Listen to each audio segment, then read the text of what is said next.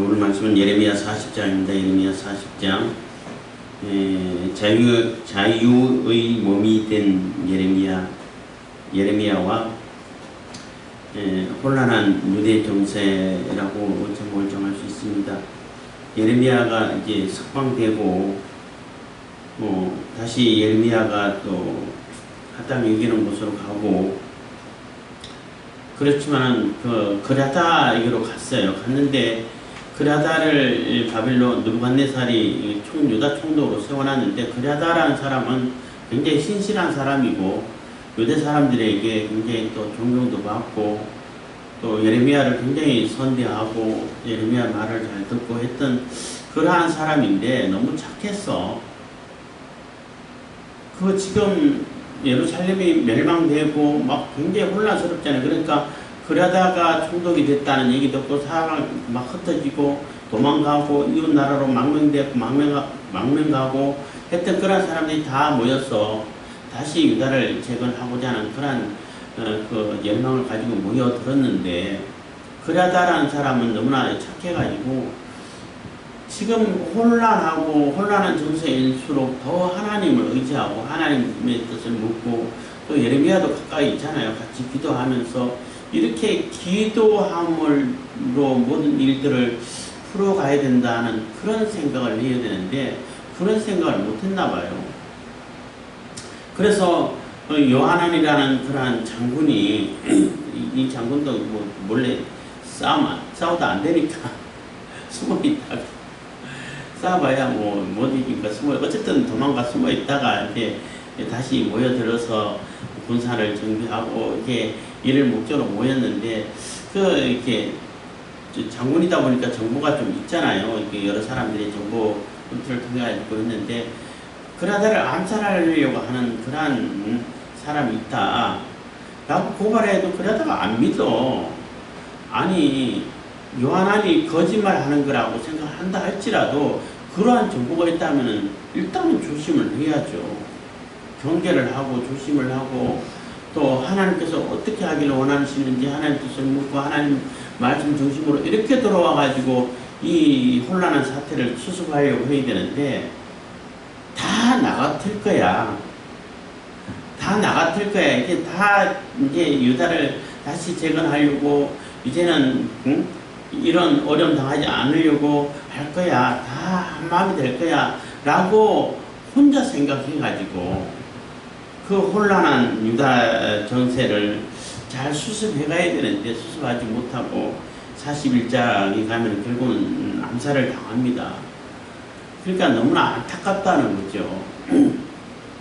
그래서 40장을 통해서 우리가 깨달아 알아야 할 것은, 이렇게 혼란한 시기일 때일수록 더 하나님을 의지하고 하나님께 기도하는 가운데 하나님 뜻을 따라서 이렇게 이 일 처리를 해가야 이게 그래도 그 위기를 하나님께서 주신 지혜로 잘 넘어갈 수 있는 것이지, 단지 내 인간적인 생각으로만 다들 이렇게 할 거야, 지금까지 잘 해왔으니까 잘 될 거야, 다 따라줄 거야, 이렇게 하면은 수습이 안 된다는 거예요. 그래서 어떤 제목이 그런 제목이 있잖아요. 너무나 바빠서 기도합니다. 그 책을 읽어보기도 한 것 같은데 오래돼서 책 제목이 정확하게 생각이 안 납니다만은, 너무나 바쁘기 때문에 기도한다는 거예요. 그게 맞는 거예요. 너무나 바빠서 기도할 시간이 없어요. 보통 대부분의 사람들이 그렇게 얘기하는데, 그게 얼마나 어리석냐는 겁니다. 너무나 바쁘기 때문에 더 하나님께 기도해서 하나님께 주신 지혜를 따라가야 그 바쁜 것을 이겨낼 수 있는 것인데, 해결할 수 있고 정확한 길로 갈 수 있고 하는데, 기도를 안 하니까 막 엉뚱한 일이 벌어지는 거예요. 예상하지 못한 변수들이 너무나 많이 있지요. 특히 혼란한 시기일수록 더 많죠, 변수들이. 유다 지금 예루살렘이 멸망한 직전에 있는 그러한 상황을 40장에서 얘기를 해주고 있는 것입니다. 40장 1절입니다. 시위대장 느부사라단이 예루살렘과 유다 포로를 바벨론으로 옮기는 중에 예레미야도 잡혀 사슬로 결박되어 가다가 라마에서 해방된 후에 말씀이 여호와께로서 예레미야에게 임하니라 해서, 분명히 예레미야가 시위대 뜰에 갇혀 있을 때 느부사라단이 풀어줬어요. 풀어줘가지고 너 집으로 돌아가라 하고 석방을 시켜줬는데 또 포로로 잡혀가지고 그 포로 중에 끌려가고 있었다는 거예요. 그 얘기는 예레미야를 이제 풀어줘가지고 집으로 갔는데 그래도 하나님의 말씀 증거하고 하나님의 말씀 전하다고 뭐 집에 안에 있으면 저 안에만 가만히 있는 건 아니잖아요. 나와서 이렇게 또 사람들을 설득하고 하나님의 말씀 전하고 증거하고 또 뭐 그런 선지 활동을 했겠죠. 그러다 이제 다른 예레미야를 알지 못하는 군사들이 무조건 뭐 보이면 다 잡아가잖아요. 그때는 포로로 잡아갈 때. 그리고 뭐 조금만 반항하면 죽이고 뭐 이러잖아. 그러다가 이제 예레미야를 모르는 군사들이 예레미야를 잡아서 같이 포로로 이제 끌고 가고 있었다는 겁니다. 끌고 가다가 라마에서 느부사라단은 예레미야를 알잖아요. 근데 예레미야하고 있어. 어떻게 여기 있어 해가지고 이 사람은 풀어줘야 된다 해가지고 풀어주라고 왕의 명령도 있었기 때문에 다시 이제 거기서 풀어줘서 네가 원하는 대로 가라 하는 그러한 얘기를 하는 것입니다. 그래서 시위대장 느부사라단이 예루살렘과 유다 포로를 바벨론으로 옮기는 중에 예레미야도 잡혀 사슬로 결박되어 가다가 라마에서 해방된 후에 말씀이 여호와께로서 예레미야에게 임하니라. 그래서 말씀이 여호와께로서 예레미야에게 임했다고 했는데 그 말씀이 어떤 말씀인지 정확하게 나와 있지 않아 가지고 의견이 분분하다는 것입니다. 그래서 여기서도 정확히 그 말씀이 어떤 말씀인지를 이게 설명해주고 있지 않아서 이렇다 저렇다 단정 짓기 어렵습니다만은, 어쨌든 그 해방되고 나서 예레미야에게 하나님 말씀 임하고 그 말씀 따라서 예레미야는 또 이렇게 증거를 하고 이러한 선지자 활동을 계속 이어나갈 수 있도록 하셨다는 것입니다. 2절, 시위대장이 예레미야를 불러다가 이르되 네 하나님 여호와께서 이곳에 이 재앙을 선포하시더니 여호와께서 그 말씀하신 대로 행하셨으니 이는 너희가 여호와께 범죄하였고 그 목소리를 청종치 아니하였으므로 이 일이 너에게 임한 것이니라. 그래서 하나님께서 예레미야에게 무슨 말씀을 하셨는지는 모르겠지만은 시위대장 느부사라단은 이방인이잖아요. 갈대아인이고 바벨론인이잖아. 그 사람이 예레미야에게 하는 얘기가, 예레미야를 불러다가 이르되 네 하나님 여호와께서 이곳에 재앙을 선포하시더니, 그래서 이곳에 너의 하나님 여호와께서 이곳에 재앙을 선포하시더니, 그러니까 이 느부사라단도 예레미야의 예를 많이 들었다는 얘기죠. 느부갓네살 왕도 많이 들었을 거고 느부사라단도 듣고 있었다는 거예요. 그랬더니 실질적으로 이렇게 재앙이 임했다는 겁니다. 여호와께서 그 말씀하신 대로 행하셨으니 이는 너희가 너희 여호와께 범죄하고 그 목소리를 청종치 아니하였으므로 이 일이 너희에게 임한 것이니라. 그래서 이 말을 들을 때 좀 참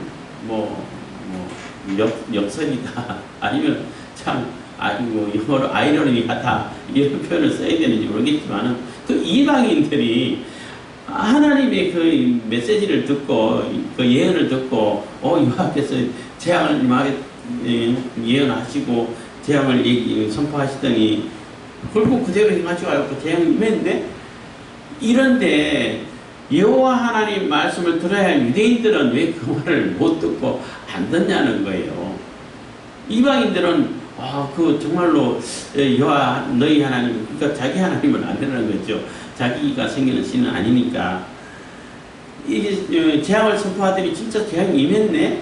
이렇게 보는 눈이 있는데 왜 유대인들은 그런 보는 눈이 없냐는 거예요. 더 유대인들이 보는 눈이 더 밝아야 되잖아요.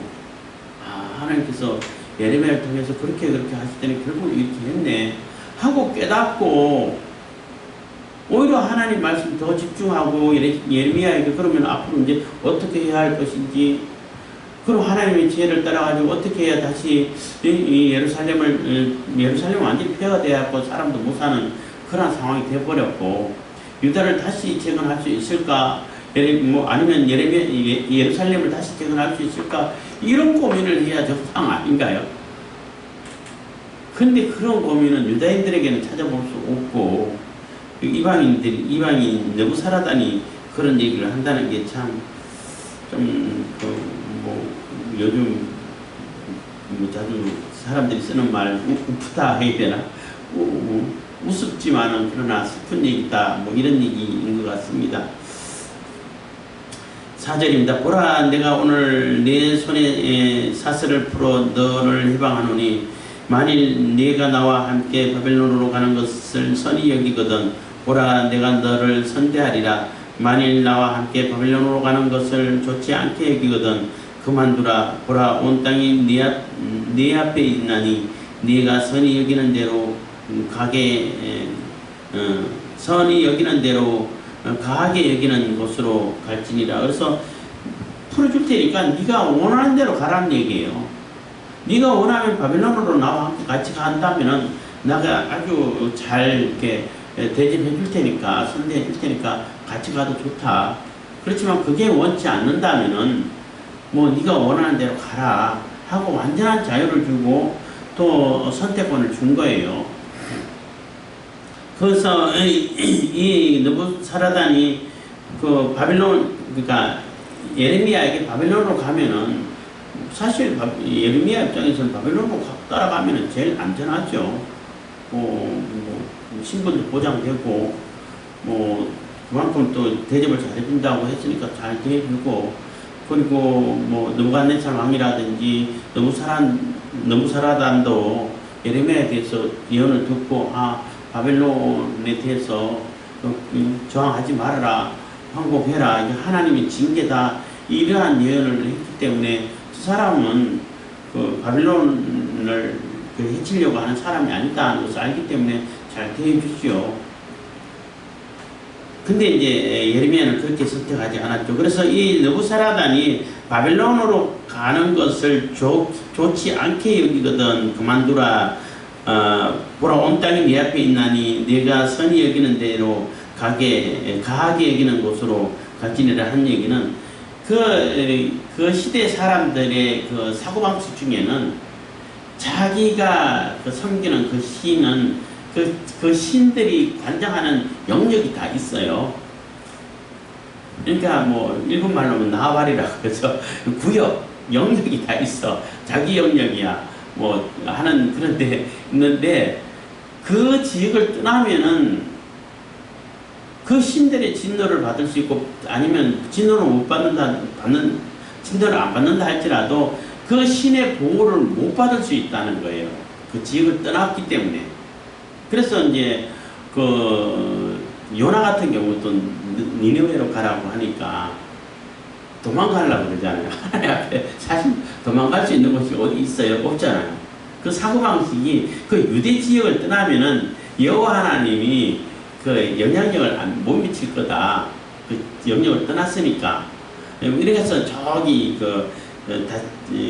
다시스로 도망가려고 했다가 풍랑 만나고 했는데 그러니까 그 시대 사람들의 사고방식에는 자기들이 있던 그 지역을 떠난다는 얘기는 그 신의 보호를 벗어난다는 얘기가 된다는 거예요.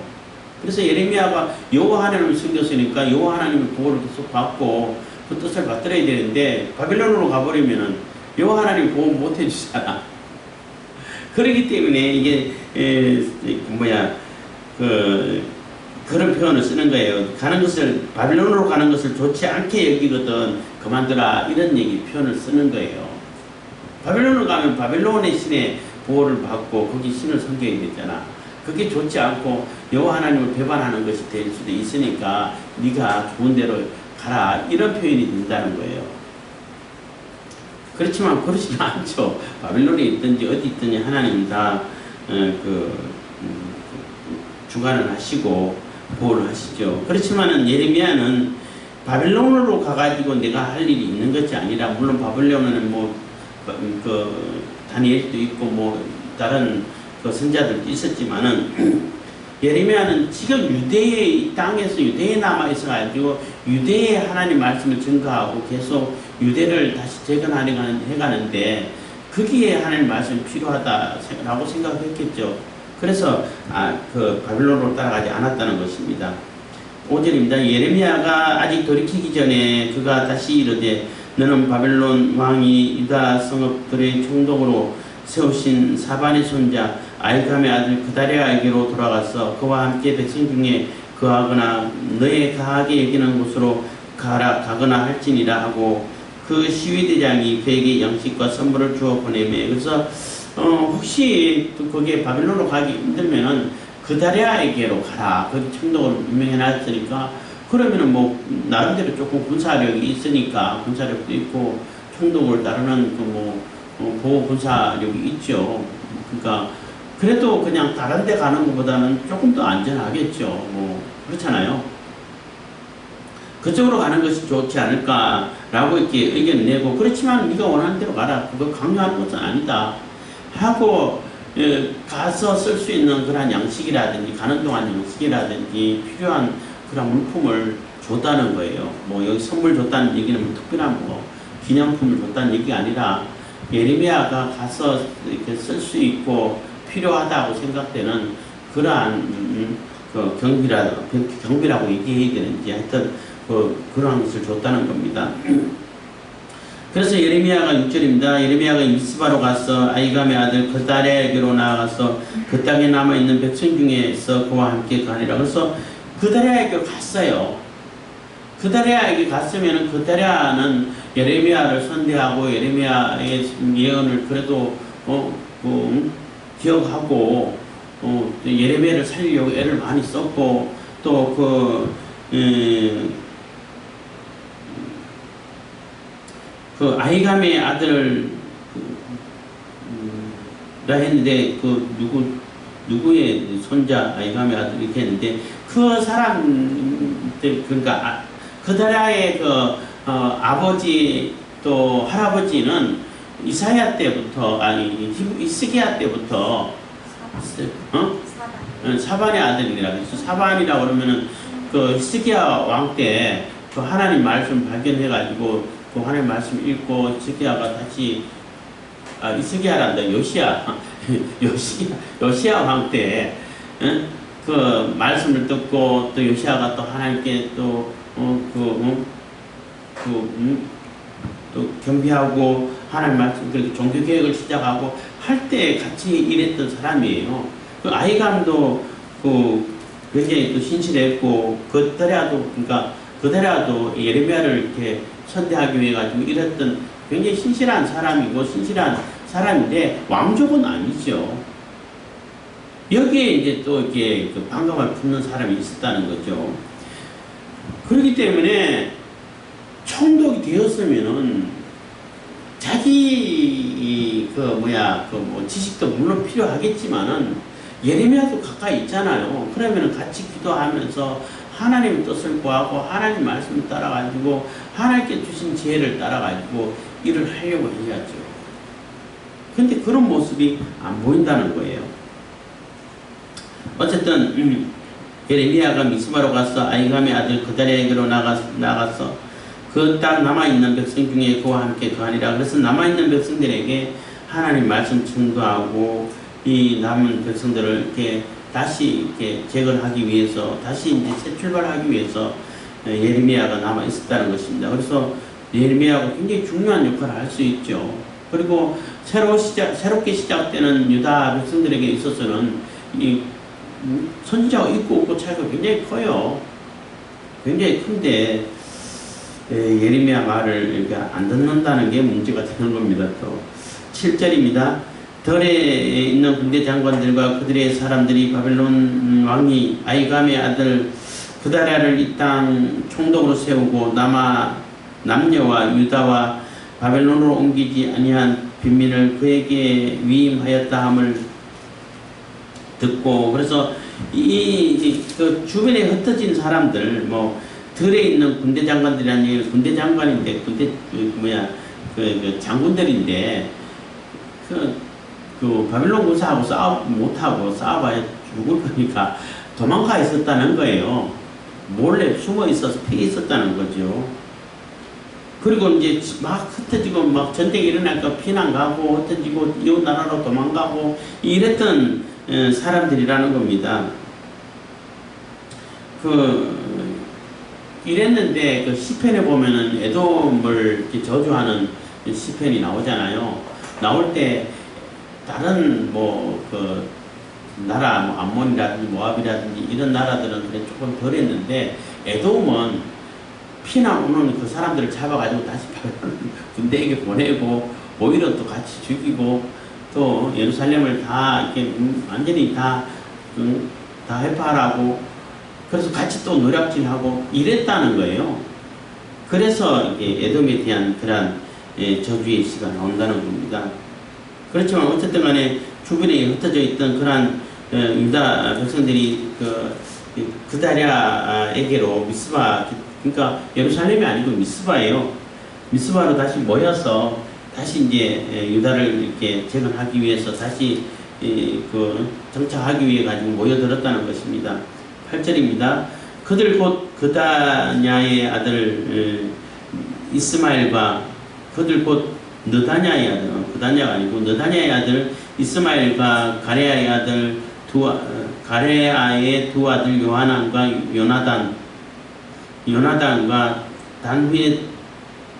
단후메스의 아들 스랴야와 너도바 사람 에베의 아들들과 마아가 사람의 아들 여사냐와 그들의 사람들이 미스바로 가서 그다랴에 이르니 9절 사반의 손자 아이감의 아들 그다랴가 그들과 그들의 사람에게 맹세하며 가로되 너희는 갈대아인 섬기기를 두려워하지 말고 이 땅에 거하여 바벨론 왕을 섬기라. 그리하면 너에게 유익하리라. 그래서 다 이게 모여드는 걸 보고 그다랴는 너무나 이렇게 조금 이렇게 뭐라 그래야지? 조금 흥분했다 해야 되나? 그 마음이 이렇게 막 들떴다 해야 되나? 그렇게 해서 이제는 이렇게 바벨론을 이렇게 적대하지 말아라. 응? 섬겨라. 이런 표현을 하는 거예요. 그래서 너희에게 유익하니까 바벨론을 섬기고 바벨론 정책을 따르라 하는 그러한 얘기를 하는 것입니다. 근데 이게 신앙인이라면은 이런 얘기만 할 게 아니라 우리가 하나님 뜻을 받들지 못해서 하나님께서 재앙을 내리시고 심판하셨는데 징계를 내렸는데 그 징계를 받아들이는 입장에서 바벨론을 거역하지 말아라 이렇게 얘기를 했으면 훨씬 더 사람들이 조금 더 이렇게 하나님께로 마음을 돌릴 수 있는 기회가 되지 않았을까 했는데 그런 마음을 하지 않고 어쨌든 이게 바벨론 왕을 섬기라는 얘기는 하나님의 심판을 받아들이라는 얘기와 같으니까 아무리 같다 하더라도 그래도 이렇게 그런 설명을 해줘야죠. 유대인들인데. 그렇지만 갈대아인만 섬겨라 이런 표현만 쓰다 보니까 이렇게 친바벨론 판에 그러니까 바벨론에 대해서 반감을 가진 사람들이 많이 있겠죠. 나라를 완전히 멸망시키고 왕자들 다 죽이고 왕을 눈을 빼가지고 질질 끌고 가고 그것도 분노할 일인데 예루살렘 성전을 다 부셔버렸다는 얘기예요. 그게 가장 큰 충격이에요. 유대인들에게 있어서는. 어떻게 여호와 하나님의 성전이 그렇게 부서질 수 있을까? 그거는 도저히 이해할 수 없고 용납되지 않는 그러한 충격인 거예요. 유대인들에게 있어서는. 물론 하나님 말씀 안 들었지만은 하나님 말씀 잘 듣고 있다라고 생각하고 하나님 잘 섬긴다라고 생각하고 있었죠. 근데 실질적으로 하나님 말씀 안 들었지만은 그러한 바빌론인데 그게 쉽게 용납이 되겠냐는 거예요. 그러면은 그다라는 어쨌든 이거는 하나님의 심판이고 하나님의 징계이기 때문에 일단 우리는 받아들여야 된다. 순종을 하고 우선 남겨진 우리들이 다시 모여서 다시 이렇게 하나님께 돌아가야 된다. 그래서 다시 이렇게 그 예루살렘을 재건하고 성전을 세울 수 있도록 힘써야 되지 않냐. 그러면은 바벨론에게 거절하고 대항하고 그게 반발해서는 안 된다. 이렇게 설명해 가야 되겠죠. 그랬으면 훨씬 더 설득력이 있었지 않았을까 하는 생각이 드는 것입니다. 10절입니다. 나는 미스바에 거하여 우리에게로 오는 갈대아인을 섬기리니 너희는 포도주와 여름 실과와 기름을 모아 그릇에 저축하고 너희의 얻은 성읍들에 거하라 하니라. 그래서 이게 너희 포도주와 여름 실과와 기름을 모아 그릇에 저축하고 너희의 얻은 성읍들에 거하라 한 얘기는 이제는 정상적인 생활을 할 수 있다는 거예요. 정상적으로 이제 뭐 전쟁의 혼란 속에서 막 헤매지 않아도 된다. 이제는 정상적인 생활을 할 수 있다라는 얘기가 되는 겁니다. 11절 모압과 암몬 자손 중과 에돔과 모든 지방에 있는 유다인도 바벨론 왕이 유다의 사람을 남겨둔 것과 사반의 손자 아이감의 아들 그다랴를 그들의 위에 세웠다 함을 듣고 그 주변에 있는 나라들도 다 들었다는 겁니다. 그 모든 유다인이 쫓겨났던 각처에서 돌아와 유다 땅 미스바 그다랴에게 이르러 포도주와 여름 실과를 심히 많이 모으니라. 그래서 다 이제 돌아와 가지고 이게 정상적인 생활을 하려고 실질적으로 농사를 짓고 해가지고 이렇게 많이 모아가지고 이제 이게 비축을 했다는 거예요. 저축을 했다는 거예요. 저장을 했다는 겁니다. 13절 가레아의 아들 요하난과 들에 있던 군대 장관들이 미스바 그다랴에게 이르러 그래서 요하난이라는 그런 장군이 그다랴에게로 왔다는 겁니다. 그래서 다 이렇게 재건하고자 이렇게 다 모였는데 이때 혼란한 그러한 정세 속에 있는 그러한 상황에서는 막 이렇게 정치 상황이 굉장히 혼란스럽잖아요. 정비가 안 돼 있잖아. 체계가 안 잡혀 있잖아요. 그럴 때는 사람들이 모여드는 것까지는 좋은데 서로 이렇게 욕심이 끼어드는 경우들이 너무 많다는 거죠. 내가 어느 정도인데 어떻게 하는데 이렇게 욕심이 자꾸 이렇게 개입된다는 겁니다. 그거를 잘 분별해 가지고 욕심을 제거하고 그들이 좋은 의도를 나라에 이렇게 기여할 수 있도록 만들어주는 그러한 지도자가 정말로 유능한 지도자죠. 제대로 된 지도자고 유능한 지도자고 또 우리나라 입장에서 본다면은 일제가 끝나고 물론 일본이 패망해서 끝났지만은 끝나고 나라가 세워질 때 정말 혼란스러웠죠. 뭐 그때는 공산주의가 막 팽창해 오고 뭐 하는 상황이기 때문에 여러 번 말씀 드립니다만 우리가 배울 때는 이승만 대통령에 대해서는 굉장히 이렇게 부정적으로 배웠죠. 아주 비열하고 뭐 자기밖에 모르고 뭐 이런 식으로 배웠어요. 그래서 그런 줄 알았어. 근데 이제 요즘 뭐 유튜브가 잘 발달돼서 국제 정세에 대해서 알게 되고 세상 돌아가는 걸 조금 우리가 지식을 찾다 보니까 이승만이라는 사람이 없었으면 독립 못했어요. 왜냐하면 국제 정세에서는 조선이 아니라 일본이었거든. 우리 생각에만 우리는 일본하고 달라. 우리는 조선이었어. 독립해야 돼 하고 독립투쟁도 했지만 독립투쟁 해가지고 그것만 가지고 독립을 못한다는 거죠. 그래서 국제 정세를 알고 국제 여론을 돌려가지고 우리는 일본하고 다르다라는 것을 이렇게 항변을 하고 해가지고 독립할 수 있게끔 한 그러한 지도자는 이승만밖에 없었어요. 그리고 미국 입장에서도 이승만 아니면은 다 다 이제 공산화되어갖고 뭐 독립운동 하는 사람들이 대부분 다 공산주의자들하고 연결해가지고 독립운동을 했고 뭐 아는 사람도 좀 있었지만 뭐 그래서 한 80%는 뭐 80, 90%는 다 공산주의하고 연계가 됐다고 그러더라고요. 그 한 뭐 10%에서 20%. 김자진 장군은 공산주의하고 연결 안 해가지고 결국은 공산주의자들에게 저격당해가 죽었죠. 살인됐는데 어쨌든 그러다 보니까 어쨌든 해방이 됐어. 해방된 이후에 얼마나 혼란스럽겠어요. 그 혼란을 정말로 지혜롭게 잘 운영해가고 그때 뭐 민주주의 이런 우리 조선 사람들에게 개념이 있어요?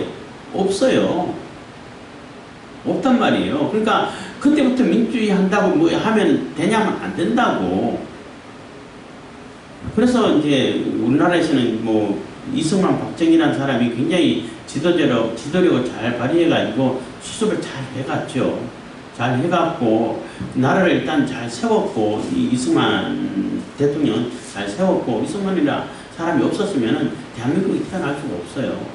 그래서 그거는 우리가 제대로 정확하게 배워야 되는 거예요. 인식해야 되는 거고 또 박정희라는 사람은 굉장히 조금 뭐 군사 독재를 하긴 했는데 그런 독재가 없고 그러한 의지를 가지고 그 경제 성장을 안 했으면은 이 나라 자체가 안 된다는 거예요. 왜냐하면은 국민들의 인식이 제대로 안 들어있잖아. 민주주의라든지 경제 개념이라든지 이런 것이 잘 안 들어있잖아. 그렇기 때문에 아주 강력한 리더십을 가지고 어쨌든 부를 축적시키게 만들어야 된다는 거예요. 그리고 나서 어느 정도 경제력이 된 상태에서 되게 되면은 민주화라는 것이 사람들이 의식이 깨어난다는 거예요. 그런 단계가 다 있더라고. 그렇기 때문에 굉장히 중요한 역할을 한 그러한 지도자라고 말할 수 있어요.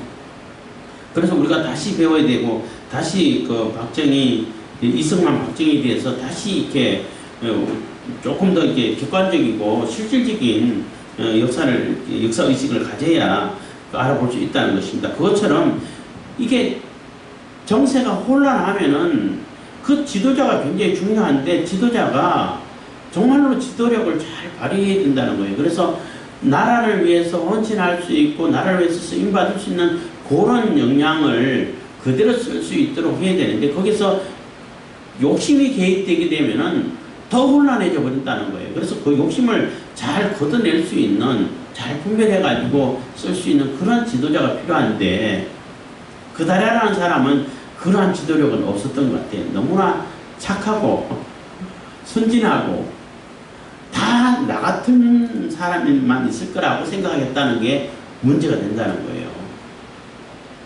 그래서 제가 14절 가다가 14절부터 다시 하겠습니다. 그에게 이르되 암몬 자손의 왕 바알리스가 네 생명을 취하려 하여 느다냐의 아들 이스마엘을 보낸 줄을 네가 아느냐 하되 아히감의 아들 그다랴가 믿지 아니한지라. 그래서 이 요하난이라는 사람이 그다랴에게 가가지고 그 어디서 정보를 얻었는지 지금 너를 이렇게 암살하려고 한다. 그 암몬 자손의 왕 바알리스가, 그러니까 암몬은 유다가 세워지는 걸 또 이렇게 원치 않고 그 자기들이 유다에게 영향력을 끼치려고 이렇게 나름대로 이렇게 계략을 피우는 거죠. 그래서 계략을 피우는데 암몬 자손이 들어오면은 뭐 금방 표가 나니까 그 느다냐의 아들 이스마엘을 보냈다는 거예요. 느다냐의 아들 이스마엘은 왕족이라는 거예요. 왕족을 보내면은 사람들이 오히려 더 뭐 무심하지 않고 더 환영하겠죠. 근데 이 사람을 첩자로 보내가지고 그다라를 죽이려고 한다는 거예요. 그러니까 이스마엘 입장에서도 내가 왕족인데 내가 총독을 하든지 해야 되는데 나보다도 일반 그냥 신하였고 일반 사람이 그다랴가 어떻게 총독이 돼? 내가 어떻게 그다랴 밑으로 들어가? 이러한 그 사적인 욕심을 내볼 수 있다는 겁니다. 그리고 이 이스마엘은 암몬하고 손잡아가지고 또 유다 총독을 죽인다 하면은 그러면 그게 자기가 총독이 될 수 있나요? 안 되잖아요. 어쨌든 간에 여기 지금 뭐 40장에서는 그 암살 나온 게 아니기 때문에 그러한 정보가 있어. 그럼 그다라는 에이 그거 그럴 수가 그렇지 않을 거야 라고 한다 할지라도 그렇게 그 요한안이 욕심으로 인해 가지고 중상 모략한다 이런 생각을 했다 하더라도 만에 하나라는 게 있을 수 있잖아요. 그럼 거기에 대해서 대비는 해야지. 이런 정보 이런 얘기가 있으니까 제가 거짓말 하는 것 같아도 혹시 모르니까 대비는 해야죠. 근데 대비를 안 했다는 겁니다. 15절 가레의 아들 요한안이 미스바에서 그들에게 비밀이 말하여 가로되 청하노니 나로 가서 사람이 모르게 느다냐의 아들 이스마엘을 죽이게 하라. 어찌하여 그로 내 생명을 지켜 하여 내게 모인 유다인으로 흩어지며 유다의 남은 자로 멸망을 당케 하려 해서 또 한 번 얘기를 하는 거예요. 요한안이 가서 걔를 몰래 척살해버리면은 이게 끝난다. 그러니까 내가 할 테니까 허락해주라 하니까 허락을 안 해주는 거죠. 그래서 이게 요한안이 이제 뭐 주장하는 것은 만약에 네가 죽으면은 큰일 난다라는 거예요. 왜냐하면은 내게 모인 유다인으로 흩어지게 된다는 거죠. 유다인의 남은 자로 멸망을 당한다는 얘기는 그렇게 죽게 되면은 바벨론 군대가 가만히 있겠냐는 거예요. 와가지고 자기들이 세우는 총독을 죽였으니까 보복을 한다는 거죠. 보복을 하면은 다 죽인다는 거지. 이 요한안의 생각에는 왜 다 죽여요? 그 사람들만 죽이겠죠. 관계된 사람들만.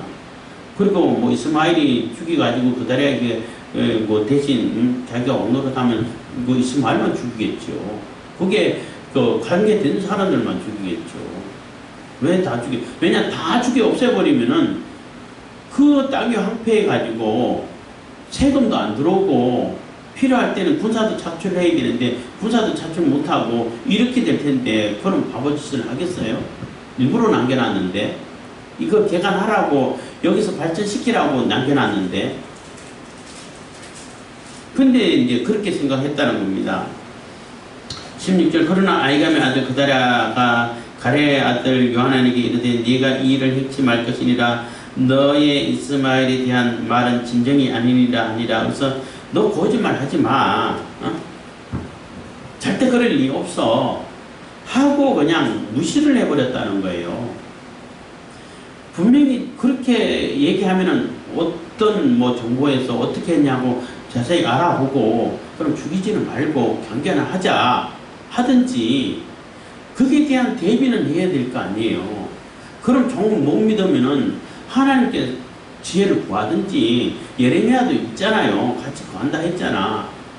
그러면 지혜를 모아가지고 어떻게 하면은 이 혼란을 이렇게 잘 수습할까 이런 불순 세력을 잘 가려낼까 이게 중요한데 그렇게 못했다는 거예요. 이 불순 세력이란 게 굉장히 골치 아픈 거예요. 사실은 자꾸 얘기 딴 데로 새는 것인지는 모르겠습니다만 4.3 사건 제주 4.3 사건이라든지 여수 반란이라든지 이런 것을 사실 이승만 대통령이 정말 대처를 잘했어요. 무슨 얘기냐면은 6.25 전쟁이 났을 때에 김일성이 서울까지 점령하고 3일 동안 서울에 머물러 있었어요. 근데 그동안은 왜 바로 내려갔으면 다 점령했을 텐데 왜 3일 동안 머물러 있었을까? 이게 해석이 안 됐었어요. 왜 3일 동안 머물러 있었을까? 해가지고 해석이 안 됐는데 소련이 붕괴하고 소련에 관한 비밀 문서가 다 개방이 돼버렸잖아. 그게 났을 때 이제 그것을 근거로 이제 해석이 됐는데 김일성은 일단 서울 점령하는 게 목표였어요. 그리고 군비라든지 무기라든지 서울 점령하는 것까지만 가지고 있었던 거예요. 그리고 나머지는 남로당이 박헌영이라든지 남로당이 반란을 일으켜가지고 막 선동해가지고 같이 이렇게 대적을 하게 되면은 쉽게 이제 점령이 된다는 거예요. 그런 작전이었다는 거예요. 근데 김일성이 쳐 내려왔는데 반란이 안 일어나. 왜 안 일어났냐면은 이 여수 반란 사건이라든지 제주 사선 사건이라든지 그 목적으로 반란을 일으켰는데 그 사람들이 반란을 일으킬 때는 어떻게 하냐면은 자기들은 전면에 안 났어. 시민들하고 섞여가지고 시민들을 충돌시켜가지고 앞세워 나가. 그러면 진압하는 군인들 입장에서는 저 사람이 그 간첩인지 아닌지 분별을 못 한다는 거예요. 그 베트콩도 사실 그러한 작전을 많이 썼죠. 그렇기 때문에 군인들이 가다 어느 날 갑자기 여자들 시민인 줄 알고 있었는데 거기서 총이 날아와 수류탄이 던졌죠. 그러면 뭐 다 죽잖아요. 그런 일을 당하다 보니까 거기에 있다라는 느낌만 들면은 거기서 다 죽여버리는 거예요. 별 수 없잖아. 그래서 일반 시민이 죽는 거예요. 그거는 어쩔 수 없어요. 그런데 제주 사상 사건이라든지 여수 반란 사건도 마찬가지로 어떻게 했냐면은 분별이 안 되잖아.